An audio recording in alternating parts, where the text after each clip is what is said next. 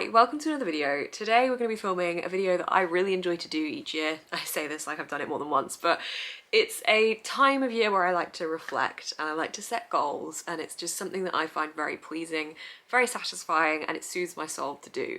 So today we're going to be looking back at my 2021 goals, seeing if I achieved them, and then going through my 2022 goals. I've been meaning to write down my goals for about the last week or so, I would say. It's something that I've had in my head that I knew I wanted as resolutions slash things to move forward into the new year with, but I just hadn't actually written anything down. So I started a new notebook today. I wrote down all my goals from last year and all of the new ones. So we're gonna go through them and see how well the goals last year went and whether they were anything I could even measure really, and whether I think I've achieved them, and then we're going to see whether I'm continuing any of them to next year or just creating completely new goals. Before I get stuck into what my goals were for last year and whether I achieved them, I wanted to just talk about some of the things that I definitely did achieve and some of the things that I felt were really great moments for me last year, because I think it's always really important to focus on the wins. 2021 started in a lockdown, which was difficult. I live alone and I found that hard to adjust my life again to not be able to see anybody, and this time living alone throughout it. And I could go back to my family as a social bubble, but it's not the same as having people around you in your day-to-day life, going into town and interacting with people, or sitting in a cafe or seeing friends. And there was just a lot of stuff I felt like had been taken away from me, and that was a challenge for 4 months alone. And obviously we were all experiencing that together, which did bring a sense of unity to it, but yeah, each day became very much the same at the start of the year. So I feel like I'm proud of myself for getting through that, because when it was announced in December, and I think it was like that we were coming out in May, or was it May or April? That seemed such a long time away. It must have been April actually. It seemed like such a long time away that was going to happen. And I just remember thinking, oh my gosh, I have 4 months of this, how? So that's thing number one that I'm really proud of for doing that and for getting through that, because my mental health struggled there. I'm also really proud of myself for being able to go back into situations that caused me to feel anxious because of the pandemic. I have contamination OCD, which means that my brain sees germs a little bit differently, and there's a lot of compulsive thoughts and behaviours I have linked to that, which means in the middle of a pandemic, everything is very much heightened for me. And I don't know if I'm ever going to go back to the way I was before this pandemic with my OCD, because it was always there and it was always very prevalent to me, but it was nowhere near what it is now. So I don't know what my brain's going to be like. However, I'm really proud of myself for putting myself back in the situations of things that I enjoy doing, but things that I've been scared to do because of the pandemic. An example being go to London, which is busy at the best of times, and when you're in the middle of a pandemic you don't want busy, you know. I mean, I don't really want busy anyway, but it scared me to go back into an area with crowds and go on a tube and all of these kind of things despite having a mask, despite being fully vaccinated. It scared me and I did it, so I'm proud of myself for doing that as well. Also, whilst we're on the note of that, getting double vaccinated and boosted in 2021, I do not like needles. I mean, nobody likes needles. Nobody's like, yes, please come at me with this needle. But my mum has a really severe needle phobia that she had various different things to help her get over. And I think being around her with that needle phobia has definitely probably influenced me. I wouldn't say I'm phobic. I would say I am immensely anxious. But I remember when we were at school, our English teacher told us that a phobia is something you physically cannot get over, no matter what. So I'm phobic of fish, like a live fish, and there is nothing anyone could do to make me go in the water with fish. So that I've always categorized as a phobia, whereas needles, I will do it if I have to. And I would voluntarily go and get a piercing, for example. So I don't think I could probably say I was phobic. Anyway, this isn't a lesson on phobias, but that is something that I found highly anxiety inducing. I've done it 3 times this year, which I'm also really proud of myself for. Also, I think I've had more adventures on my own this year, going to Oxford for day trips and things like that, which has been really nice and makes me feel good about my own company. One of the big wins for me this year, of course, is winning Blogosphere's Book Influencer of the Year, which was wow. So once again, thank you to anyone who voted for me for that whole process. That was amazing. And that is something that I'm really proud of myself for, and will always have this little moment of like, I did that, oh my gosh, that was so cool. And going to that award ceremony was just, the whole thing was amazing. So that was also fab. Also being invited to talk at Social in the City on the Small Creators panel. It was a weird experience being at that event. It's never an event I'd been to before, and I doubt I would go to it again as a guest, because it felt like it was very much aimed at a certain viewership of on YouTube, and I just felt like I didn't know what was going on really. Like, I'm very much in the little book corner and I'm happy there, and then suddenly there was all these other people running around screaming and chasing after people, and I'm like, what is happening here? Because I didn't know who anybody was really. So I felt it was a strange experience, but it was cool to be able to talk on the panel there, so that was really good as well. Lastly, I think my final win, or something that I'm proud of myself for, is the way that I have progressed my Books Nest stuff throughout this year, obviously, or last year. I've obviously mentioned winning the award, but also in terms of being able to turn Books Nest into, I suppose, what is technically regarded as like a small business, but it feels weird calling this a small business because that's not what it is. But I declare tax and things like that, and that for me has been a real proud moment that I've managed to do that, because it gets me one step closer to my dream. Oh, and also, of course, within that, I forgot this was last year. See, this is when time is just nothing to me anymore. But I launched my Patreon at the start of last year, 2021, which has been amazing and has grown so much since then. And one of the things that I am so excited for is the schedules of the live shows and just being able to chat with everybody, and that's something I'm going to be sorting out for the next few months, like this week coming, I think. So that's really cool, and that's grown so much and has such a lovely community that I would feel lost without now, I think. So that's another win. This is, yeah, it's great. This is just a celebration of my wins. Sorry, this has taken up way longer of the video than I anticipated. Let's get on to the goals. Okay, so I'm gonna open up my new notebook and have a look at what my 2021 goals were. So first up, I wanted to read more thrillers. Now, I would say I have done this, but I was surprised by the amount of thrillers I'd read when I was looking at my stats for the year, because I thought I would have read more.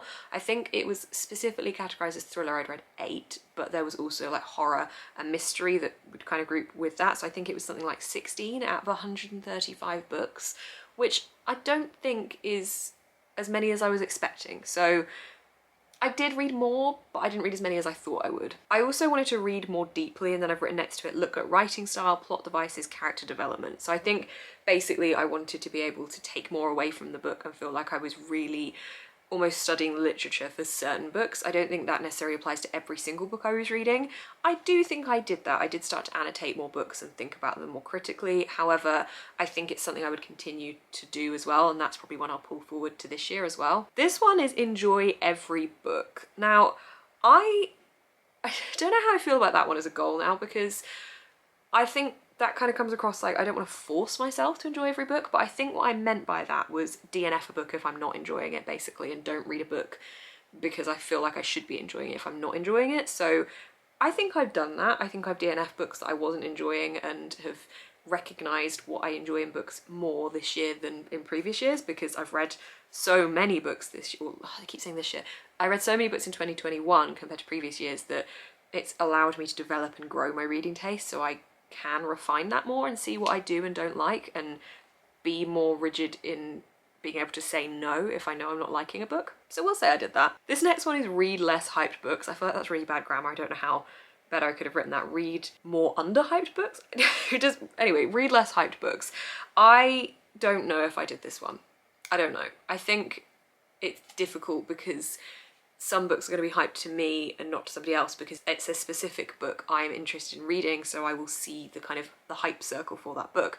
Whereas a book that I'm reading that I might have never seen mentioned before, someone else might have been really hyped for it and seen it mentioned everywhere. I think it just depends on algorithms and on who you follow and what you see, so I think that one's difficult to measure.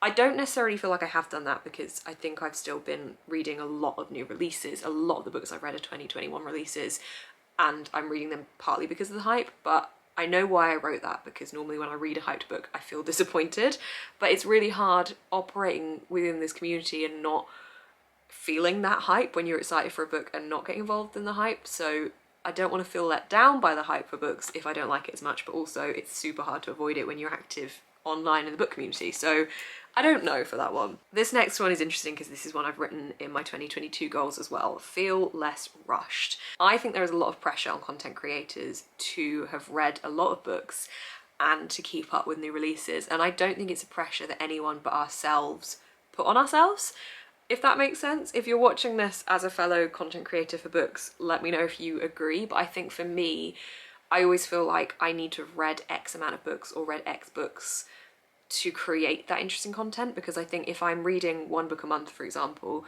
my vlogs aren't going to be varied, they're not going to be interesting. The photos I post on Instagram are just going to be the same books because I've not read anything new for that month. And I feel like for me, there is a pressure there that I want to read more so I can talk about more books in my videos and post more books on my Instagram and talk about them on Twitter.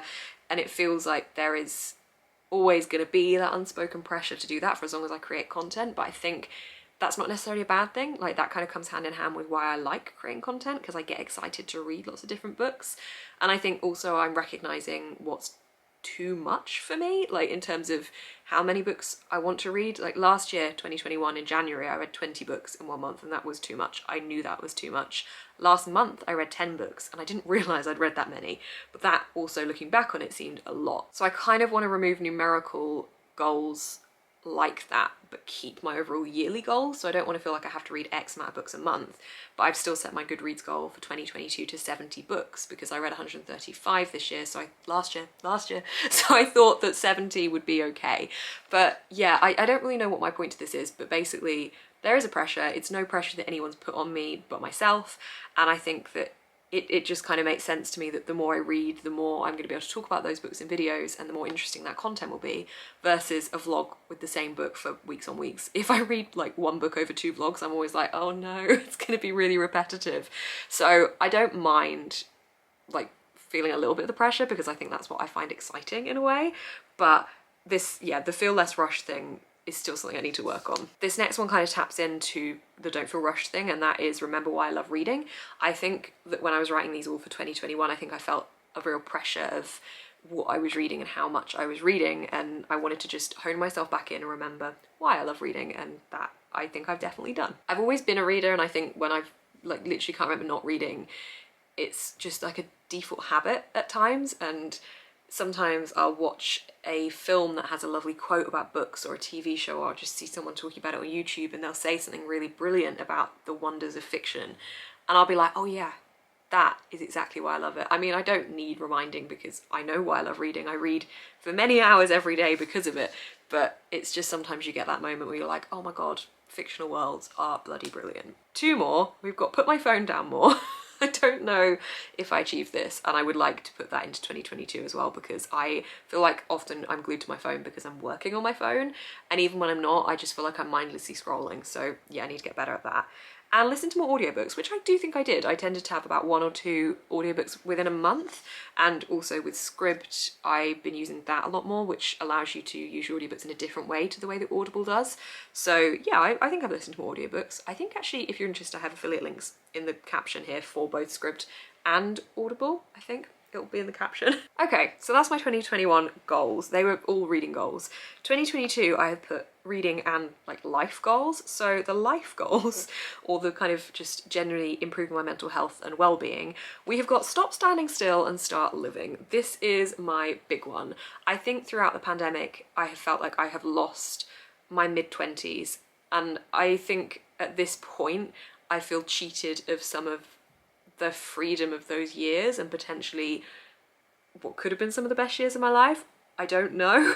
I know everyone says your 30s are great, but at this point I'm now coming out of the other end of this, seeing all my friends be in kind of serious relationships and starting families and things like that, and that makes it quite difficult when I'm not in that position. I feel like I've lost the time I could have been doing all the things with them before they did all those things, but obviously we were in a pandemic. So this year, I want to stop standing still, and even if it means doing all of these things on my own, I need to start living, because that is the point of life. I do the same thing every day. I work, I watch a bit of TV, I read books, I go to sleep, and there's some food in between there as well. And that is just repeat, and I need to mix it up. I need to do more exciting things, even if it's stuff that feels like it's an effort at the time. I'm gonna do it. I'm determined. This next one is my big main resolution for the year. Do one thing that scares or pushes me each month. So I don't know what these are gonna be, but the point of this is just to push me to do more and kind of get that living thing happening. Next one, I have actually written a book, and I wrote this book in 2019, and I love it, and I still love it. It's a middle grade. I'm not gonna go into the details of what it's about, but I wrote the whole thing in 2019. I sent it away to a couple of people, and then I just stopped. And I don't know why, but I would like to finish editing that book. and I want to do that this year. This next one is kind of ironic considering that resolutions are almost like rules for myself to follow for the year, but this next one is relax, stop living by made up rules. So I, as a child, was very obedient, and if my mom told me to do something, I would do it.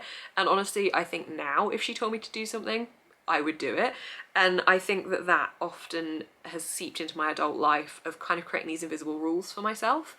And I am sick of doing it. And the kind of examples I would give would be like, I wouldn't eat after a certain time of day, or I won't play on a games console after a certain time of day, because it's still ingrained in me from my childhood not to do those things. I'm 26, I'm 27 this year, and I'm still living by these made up rules. I actually spoke this year or last year, well, it wouldn't be this year, would it? Because it's 2022. When am I gonna stop doing this?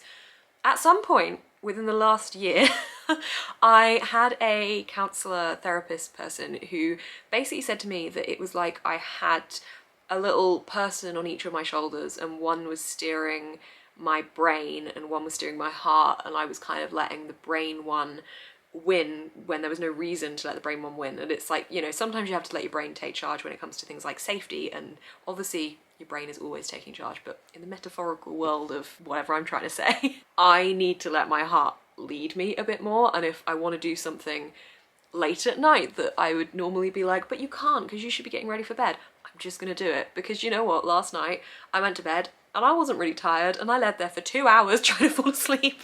So I just need to listen to my body and listen to my heart and do more of what I want and create less of these invisible rules.